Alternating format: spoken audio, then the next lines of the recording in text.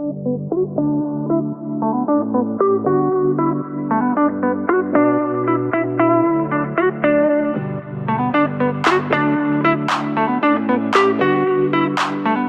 welcome to the Thrivecast. It is a production of the Thrival organization, and Thrival has been around, going strong for almost 15 years, where firm owners come from all over the world to build community and grow and build their firms together through our programs, events, education, and conferences. And we want to say thank you to Bill. They are a sponsor of the Thrivecast and have been for many years.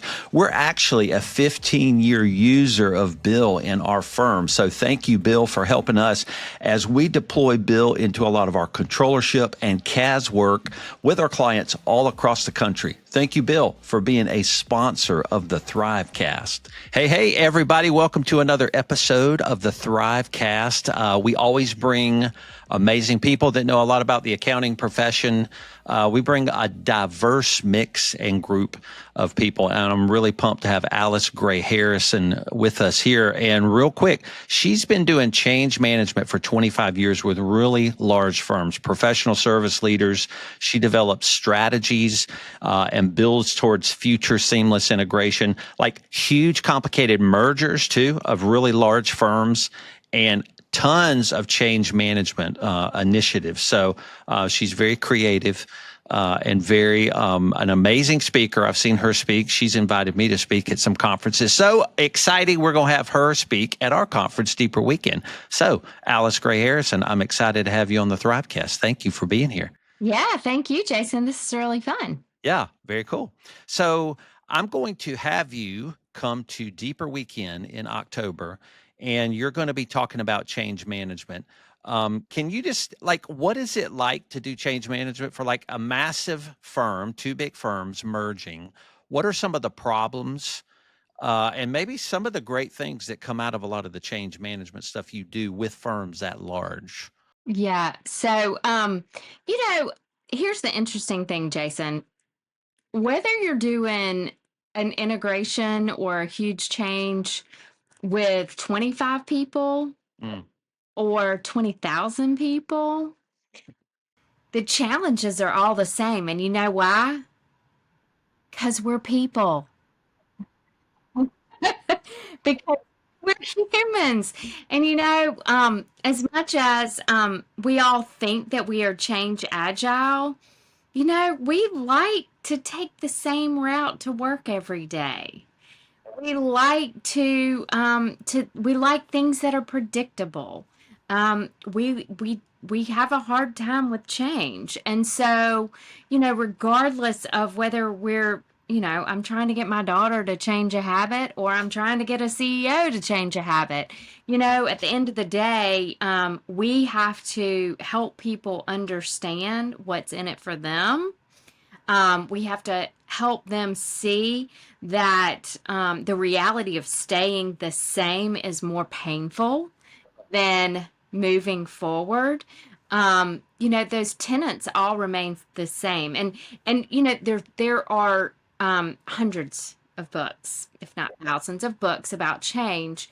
And while they all are a little different, at the end of the day, being able to articulate the why becomes like mission critical to the change's success. But you asked me originally, what are some of the challenges? Again, some of the challenges in a big firm are similar to a small firm. Too many cooks in the kitchen, trying to change behaviors, people not understanding why this is important, communication,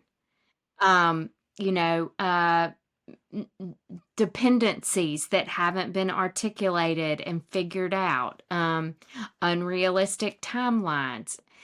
All of these things could happen in a firm of 25 people as easily as, the merger that I did with BKD and DHG, which led to 8,000 people having to change. Good grief. Yeah. Yeah. Well, that's fascinating. It is true. I like to take the same route to work. And I think about myself as somebody who doesn't mind change. And I want to come back to some of the things you said, but a lot of people label the accounting profession as accountants don't like to change, but you're saying it's people, it's It's not accountants necessarily. people. It's Okay. people. I mean, I think that maybe some accountants are more risk averse than others, Yeah. other types of people, which makes them, a little more apprehensive to change. But I really don't believe my husband and I both talk about work all the time, and he works in the service industry for a company, nationwide company owned by private equity. And the things that he talks about, they do lots of mergers.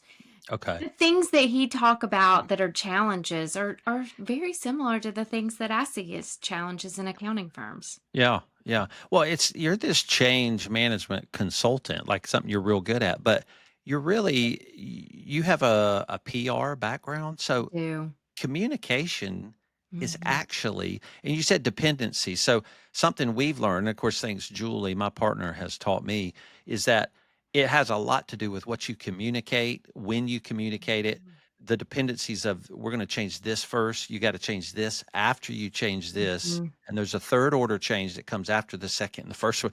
It's like so planned and Mhm. strategic.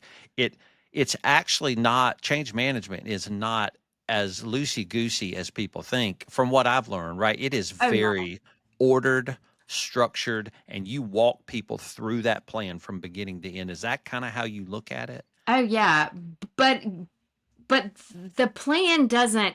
I had one of my mentors way back in the day, Dixon Hughes Goodman, DHG, all the names. Um, they were very much ahead of their time, and they hired in when I started in 2008. There was a organizational psychologist who was part of the leadership team, and I worked very closely with him throughout my career. And he's retired, but I still call on him from time to time when I feel a little stuck. But he had this amazing graphic that he would always use in presentations that showed change is not linear. Think of change almost as what is behind me, in that you it's more spiral. If you think of a slinky, like you may go up for a minute, but it may like digress a little bit and then go up, and then so it isn't a continuum like this to reach your finish line. So sometimes you have to break things. Sometimes you have to go off grid for a minute. If it's a technology, there's just all sorts of things. But and some things you don't uncover until you are in the process. Mm, that is amazing. Well, and also as humans, right? So it all depends also on what you're going through in life. So sometimes I'll call it layering. It's like if I'm considering one thing in the firm, well, if I've got four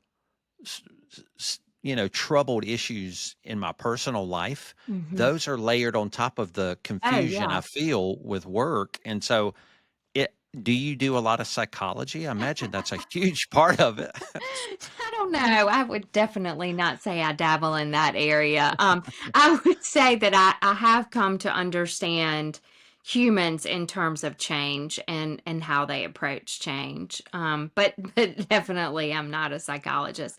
I do work with a psychologist very closely that I think we probably will talk about for a bit on this podcast. Yeah, very cool. Well, where do you get stuck? So if you have a mentor you go to and you're a change management expert and you're in the middle of a big change and you're like, well, I'm the consultant, I'm getting stuck. Uh-huh. Where are you getting stuck helping other people not get stuck in change management? Well, here's a great example. I was working with a firm, it was a larger firm, and they were moving to Workday. So they were moving Yeah. from Star Practice Management over to Workday. Hmm. And they were pretty far into the process. Like HR had already moved over a lot of stuff on the HR side. So they had finished phase one. They were moving to phase two, which was moving the practice management into Workday. Okay, this is like 2 years into the process. All right. Mm, This isn't like as in the selection process. right. And they were ready to move over to their testing and building actually, workday is very complex. So it's not just turning a switch. They were building what this workday was going to look like for Okay. them. And all of a sudden, the person leading it was like, "So I'm a little stuck. I don't know what to do. This is really keeping me up at night because the way that Workday measures performance management is completely different than Uh, the way we measure performance." And uh-oh. and and I don't know what to do. I cannot configure to move forward I see. with this. What do I do? And there were a list, a number of items like that that required some decisioning, and the decisioning being, so it was a dependency on decision. Mm. Are we going to change the way we measure performance to mirror the way Workday measures performance? Mm. Or are we going to have to lift this data, put it in a data warehouse, build a machine that takes this data and interprets it into the way that we Wow. measure performance, so that we can continue to measure performance the way we've always measured performance? So that's a great example of something that maybe should have been addressed in the very beginning and gone in with eyes wide open, Mm. but it fell through the cracks. I think, maybe the firm had been so wowed by all the other things of Workday, or maybe they Sure. didn't even understand it until they got to that point. But that's a great example. And so, I went to my mentor. I'm like, this guy's stuck. I don't know what to do. Yeah. How do I advise him? Because he knew that he could not make those decisions. It needed to be at the C level. But he was stuck on, what information do I need to give them to help them make all of these decisions? Mm. So my mentor helped me think through what that matrix might look like of information that would help lead them to the right answer. I see. Okay. And it's not only complicated, it's very costly, right? Because Oh, yeah. some of those decisions could be a lot of money. And of Hmm. course, the person you're working for in that firm, they may take the hits for not having thought about it in the Yeah, planning, I guess. And absolutely. yeah, and so you were trying to help them think through that. But now, would you say, as their outside consultant, you should have caught that in the planning, or does planning never catch everything in change management? It never catches everything. And Okay. I was not part of the selection process, so I didn't know about it until, because oftentimes I parachute in and parachute out. So I Okay. parachuted in and helped with the initial phase one, which did not deal with any of this. Mm. And they did some work along the way. And then I parachuted back in to help them figure out what the rollout of phase two might look like. So, Okay. Yeah. I'm not saying that I would have caught it if I had been there all the way through. I don't Right. know. But I mean, every change in the world. I mean, it's like, think about cooking. Mm. How many times have you started a recipe and then been like, rut roll, I don't have any oregano? And that's the main ingredient. Right. But it's like, and then you go, why didn't I think about oregano? Yeah, I'm making spaghetti sauce. How did I forget oregano? Well, if I go to the store, then I'm going to have to turn my pot off. I'm going to lose the simmer, et cetera, et cetera. It's the same thing. Yeah. It's just in more, complicated ways. Yeah. Um, well, and I guess it is valuable for you to parachute in and out, because in Oh, change yeah. management, you are this third party perspective. Hmm. They're kind of soaked in a lot of their details, Yeah. and you come in from an outside view. Do you leverage that outside view a lot to bring clarity to their own change management initiatives?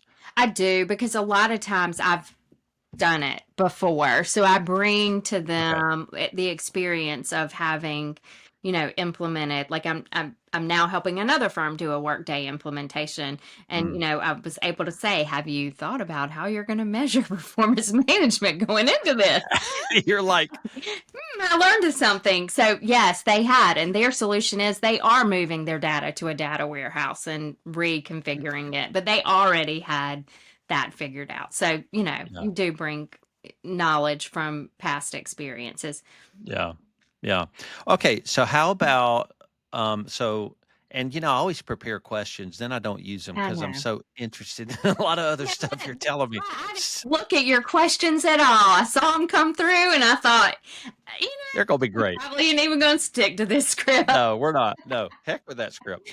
So, no, so if you're working with and again, it's not just accountants, but if you're working with partners, a bunch of Mhm. partners Mhm. that have some kind of legal authority and ownership over the organization, how do you deal with misalignment or, if accountants are risk averse, it's like, well, we've not always done it that way. Mhm. Some people have a propensity towards, Yeah. risk, some don't. Do you have to get people on the same page, or are you Yeah. not trying to get them on the same page? Well, I mean, ideally, I work to build consensus and get them all on the same page, but that doesn't always happen. A lot of times I figure out who the influencers are and how those people can influence this person, or sometimes they're like, they aren't going to this person isn't going to listen to anything that we say. We need you to come in and help them understand. So what I do is I try to understand where they're coming from, what is their apprehension, why are they not on board, what can I do to bring them on board, and at the end of the day, they may not get on board. And if they don't, then they are going to be left behind in whatever this is, if the majority is on board and moving forward. Mm. It's a Sometimes no, decision. that makes yeah. Sometimes when we work with firms, because Julie and I will consult with firms and we'll restructure them. A lot of times they're operating in an older way and they see the need to change. And when we start change, we say, hey, probably not everybody's going to make it through the change. And that's kind of shocking for them. They're like, what do you mean? It's like they'll either self select or you may have to fire some people just as a result of the change. Is that always true? And why is that? It does work out to be true, and they're shocked. It's like, "That's what you said would happen." Why does that happen? I just think it's part of the evolving nature of Oh, an organization. There are very few organizations that have the same people from day one to the end of true. their. Think of how often people change jobs, change roles, change Mm, positions, and mm. and a lot of times it's that individual wasn't good in that role, but they actually are going to be really good in this other role. Yeah. You know. Or sometimes sometimes we'll hear the teams that leave or don't make it through change. They're like, "I liked it the way it was." Mhm. And, we'll tell the firms, hey, you probably want to have empathy for that because you're the one who brought the change Right. on them. They It's didn't ask true. for this. And they sure did love it the way it was when it was unstructured. There was less accountability. Yeah. So we're bringing a little bit of a tighter organization around them. And some people just are not open to that, No. you know? They're not. And I think, in my world with a lot of mergers and acquisitions, a lot of times, someone went through the recruiting process in college and chose to work for this one firm because of Mm, X, Y, and Z. And then that firm gets absorbed into a larger firm and they're like, right, whoa, I did not sign up for this. If I had right. wanted to work for a top 25 firm, I would have gone to work for them out of college. I chose to work for this small boutique firm. And Mm, so that just is not a cultural good fit for them. yeah.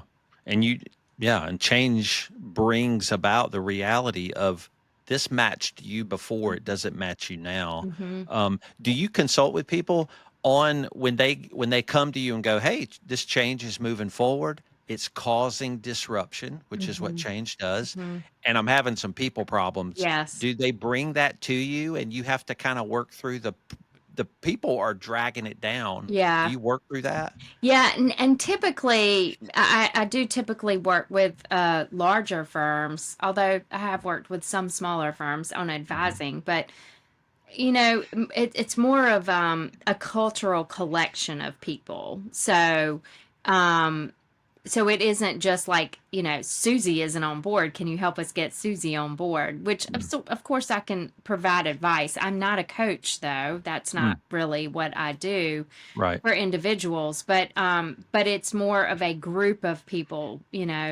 Um, I'll just pick on consulting because a lot of times the consulting practices in firms are used to being looser and haven't been able to do their own thing and be creative, Yeah. and they almost have their own brand. They almost Mm, go to market as something completely different. And mm, a lot of times whatever change is coming about is, like you said, it's lending mm, itself to structure and accountability and that kind mm. of thing. And that's really hard for consulting sometimes. And so I see. then you're trying to build culture, a change agile culture within this subset group of a firm. Ah, okay. I didn't think about that, but we may work with smaller firms. But if you're working with bigger firms, you've got firms within firms. So Oh, consulting, absolutely. the division is completely different culture and Mhm. brand than the accounting, the A&A division.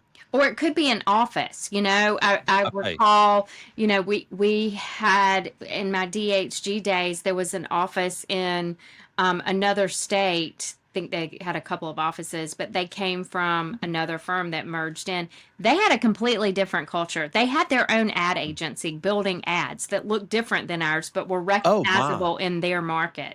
So it was like they were their own firm, but they were there were probably 50 of them, but they were part of our larger firm and they had a very different culture. What'd you do? You're like, hey, stop that. Yeah, pretty much. But I guess you had to. It's like we're gonna all we because you have to change the organization together. Nobody can hold out and go their own way. You have to. Everybody's got to come together and change together. Is that right? Right. But to your point, also, we had to work to get that leader out Mm. of the organization Ooh. because he was the person who was leading the charge of them remaining independent. He wanted to be part of us, but then wanted this independence. And so, that was, certainly not a conversation I had, but a conversation that was had, like get on board or move on. And he chose to move on. Oh wow, that's tough. So you don't have to have those, but I guess sometimes you're like, I think we're coming to that wall. Somebody's Yeah. going to need to walk around it or go through it, or something's going to Yeah. have to It, happen. it would be Yeah. odd for me to have it. I'm a consultant, so it would be Yeah. the partner to partner. Yeah. For sure.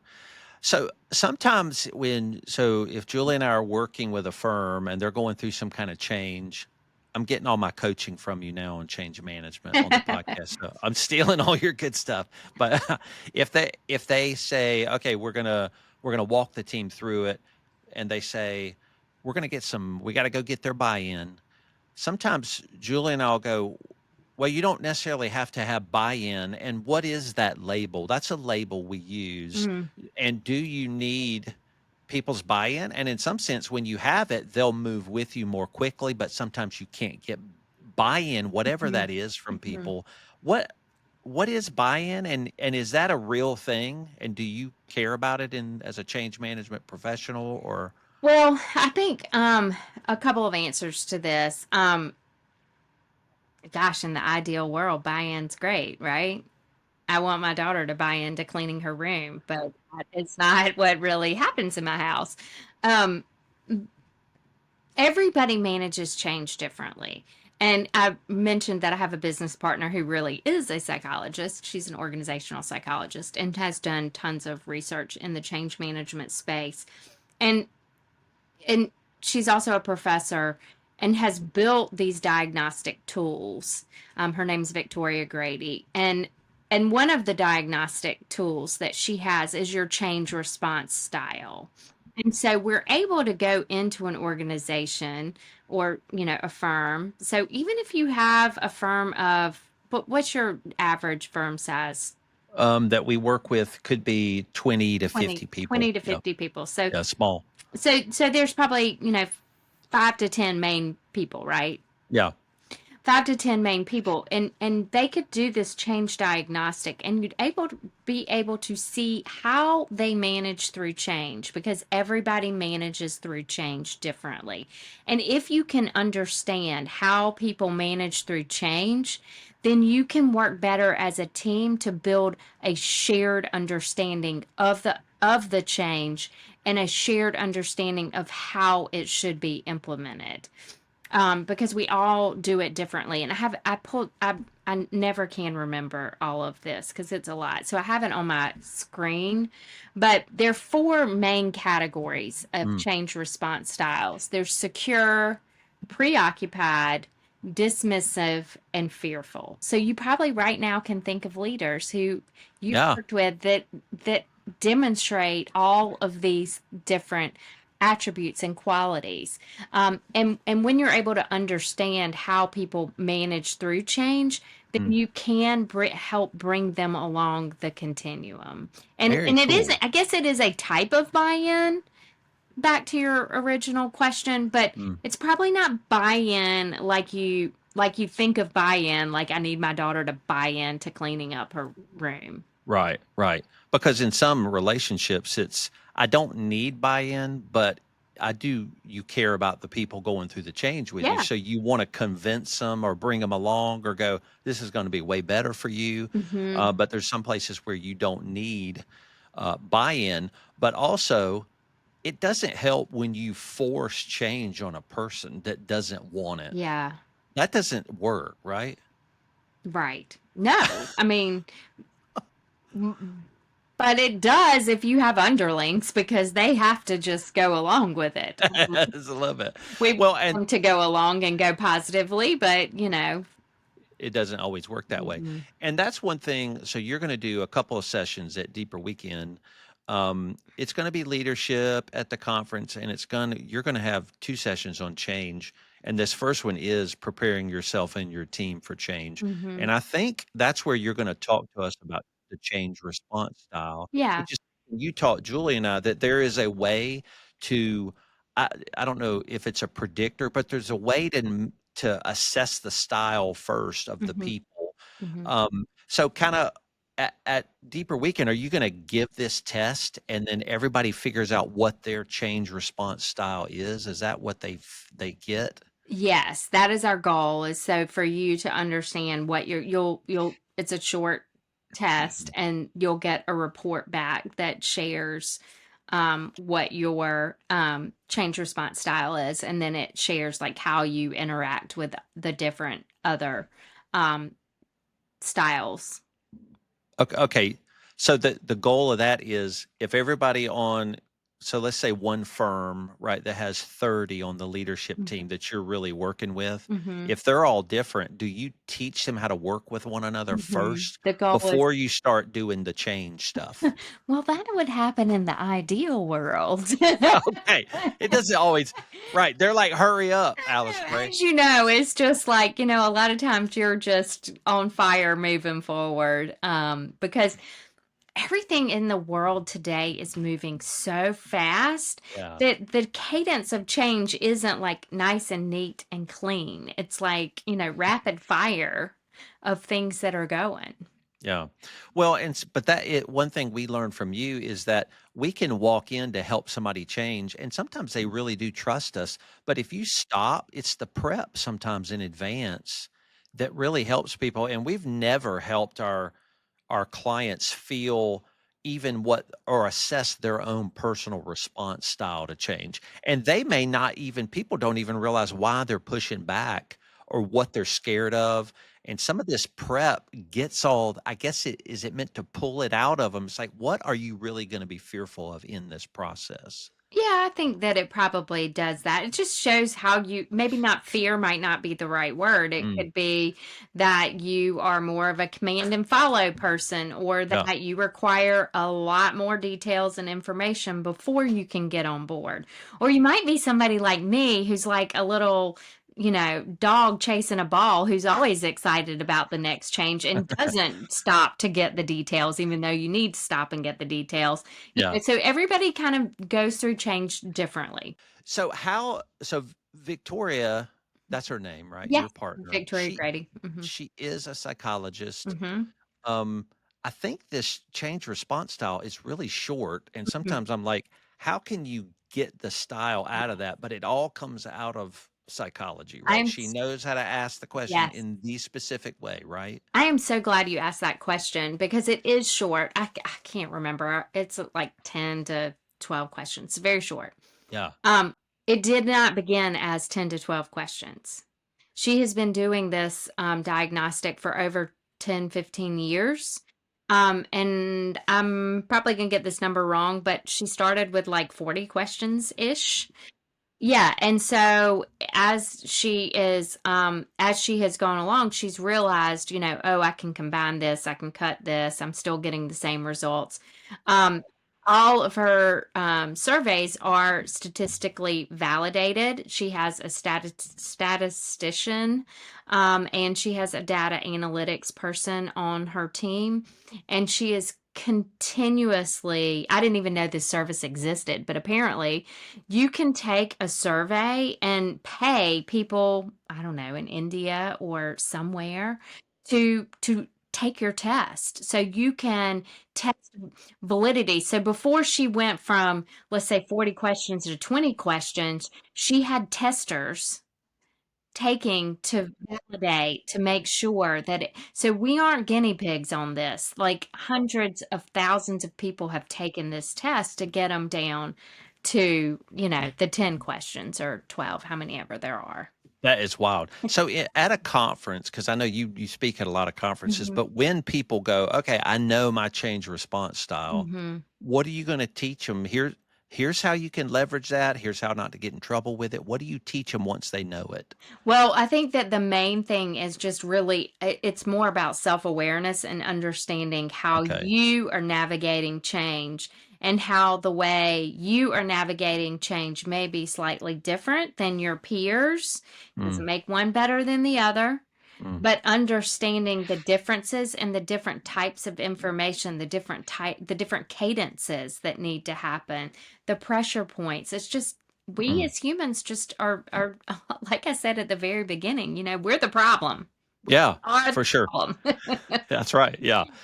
So your first session on day one, you're going to teach people really just to be it's that awareness of their own change. Mhm. But then and these are leaders of firms, Mhm. that need to know this about Mhm. themselves. Mhm. But we're often the ones that are bringing change to our team. That's right.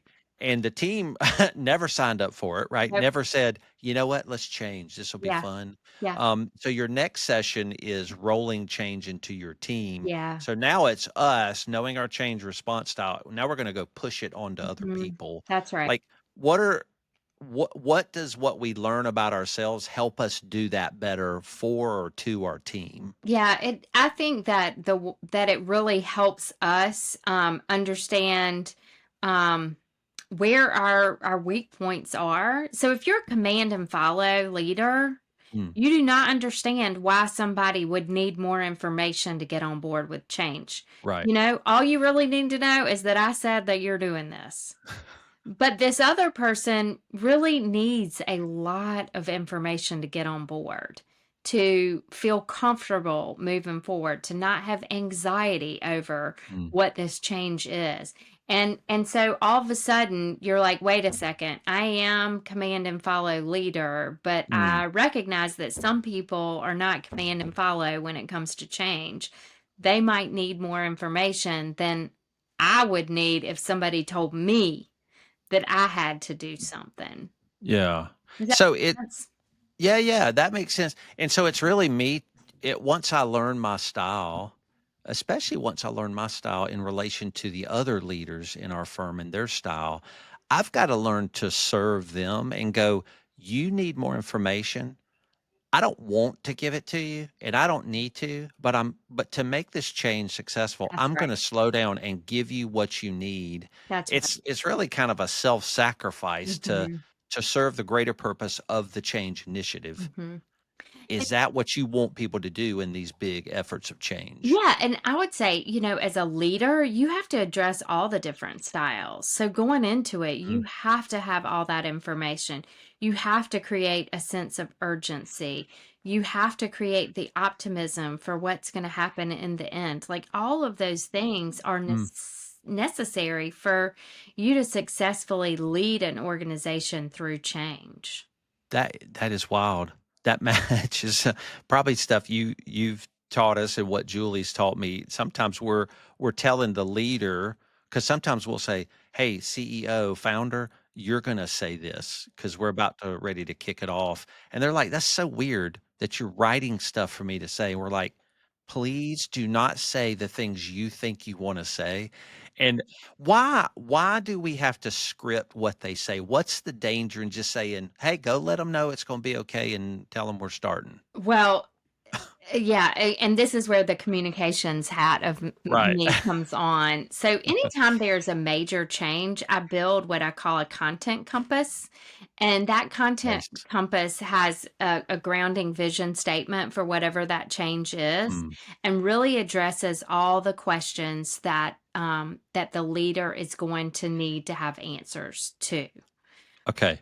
And once I create, I'm doing my hands like this because it's an 11 by 17 page, and I have columns that address the different areas of it, and I clearly articulate using the right words how these different aspects should be communicated. When you are able to do that, it's not just the CEO that you're talking to. You're talking also to their group industry. I don't know if they're organized by industry, but whoever their leaders are, the other leadership team, to the HR team, to the everybody. And that means that everybody is using the exact same language to talk about the change.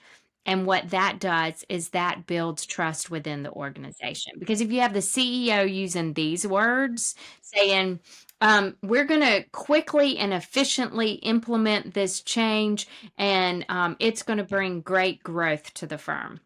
If you have HR saying, we are going to be calculated and meticulous in how we grow about this change, and our number one goal is preserving culture, you got two totally different messages, because that's how the HR person interpreted things, and that's how the CEO interpreted the things. And so people are hearing different messages.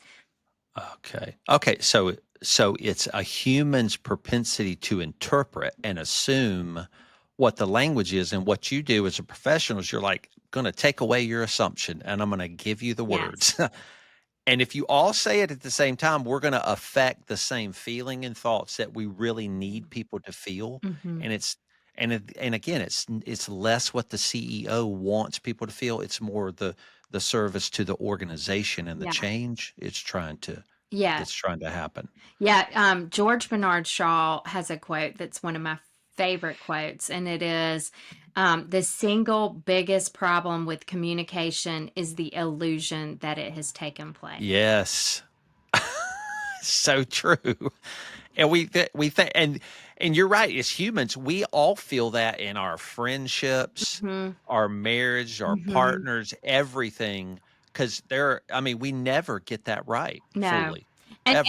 it always rests in who's hearing, not who's saying. So, if you're able to have consistent language, consistent definitions, consistent communication points, then, at least that there may be some misinterpretations, but you're going to stay within the rails more or less if everybody's saying the exact same thing, which Yeah. you want.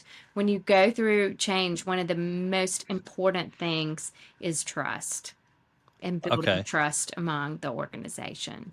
Okay. So if the CEO founder is saying the things that you're kind of scripting Mm-hmm. from that content compass, Mm-hmm. they're trying to elicit trust. Mm-hmm. That's the Yeah. goal. The goal is Yeah. trust. Yeah. Because if you trust somebody, you'll follow them anywhere. Yeah, that's good.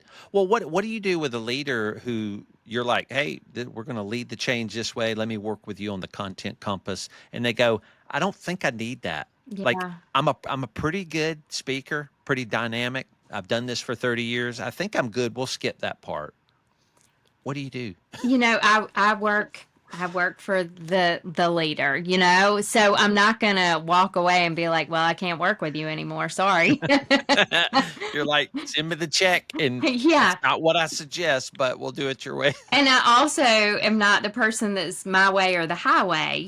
So if Yeah. I'm working with somebody like that, I say, okay, that's great. That's fine. I get it. You probably are a really great communicator. And I listen to their first articulation of this, and then I build a message map from that, and I give it to everybody else as talking points, as FAQs.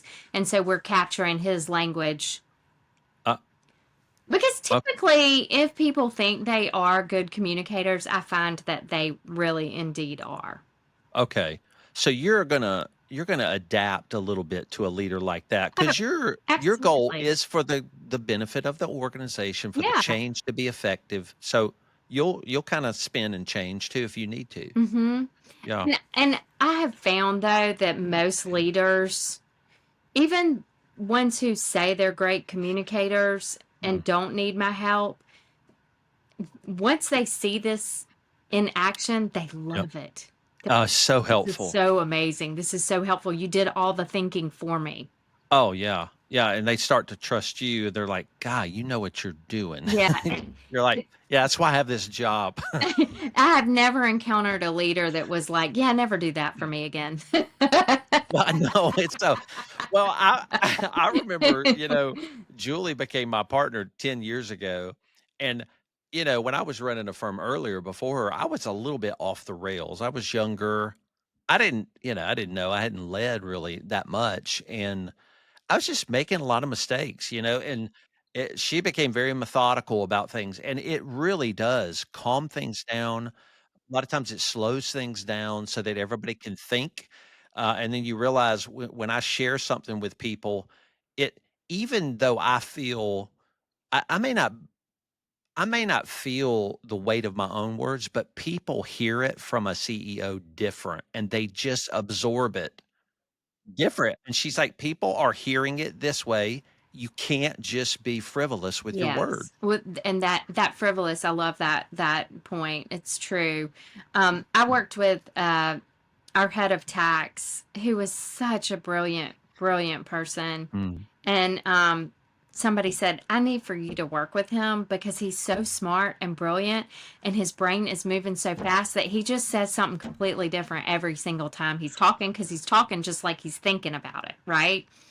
And so I was like, hey, we need to slow down and he's retired now, but yeah. we need to slow down and really say the same thing over and over again. He goes, wow, that'd be great. Hey, can you help me do that? Great. You'll do that for me? I'm like, oh yeah, let's do it. And it was such a gift to him that he no longer had to be that person thinking every single time he got Yeah. up. He had this like script and he followed it. And that's when we were doing a huge tax Mm, transformation. We had grown through so many mergers and acquisitions that mm, every single office kind of had their own methodology and their yeah. own way of doing it. And we have like Mm, 5 different software platforms we were using. And so we were moving to one methodology and caseware. And so that was mm. like just this huge change. And that really is a huge change, because you're changing the way people do their work every single day. Yeah, and that technical nature, a lot of that's Hmm. embedded in our own Hmm. experience for, 30 years, Oh and you're like, yeah. they're kind of feeling the way you did it is not right anymore, and that's not what you're saying as a change expert, No. but you are saying you do have to adapt to a new way. Yeah, and that one also, because we had different methodologies and different platforms, our partners all had their people.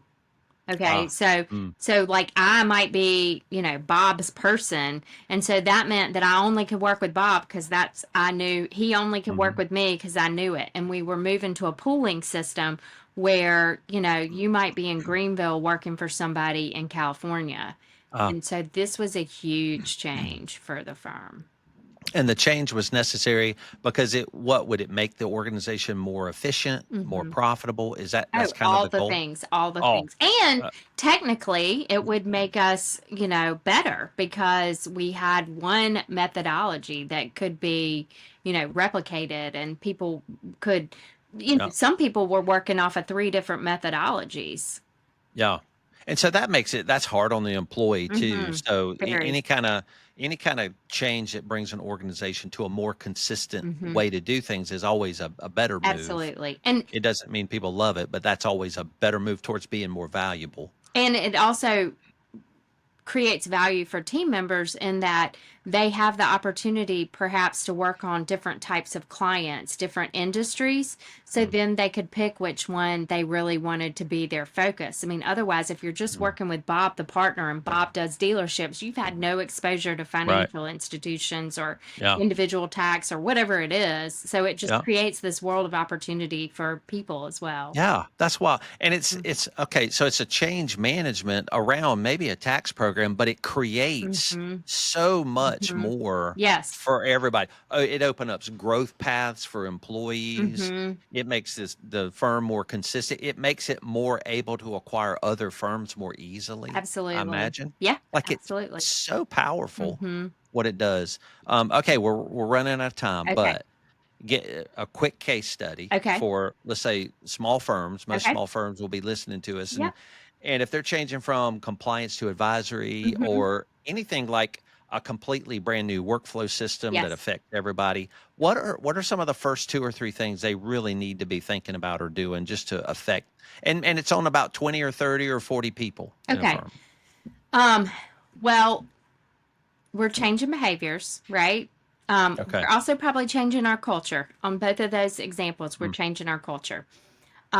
I ground everything in mission, vision, values. So if you don't have a mission, okay. vision, values, then the first thing I say is we need Okay. a mission, You vision, need it. values. Mm, And what we're going to do is we're going to ground things in our mission, vision, values to create the why.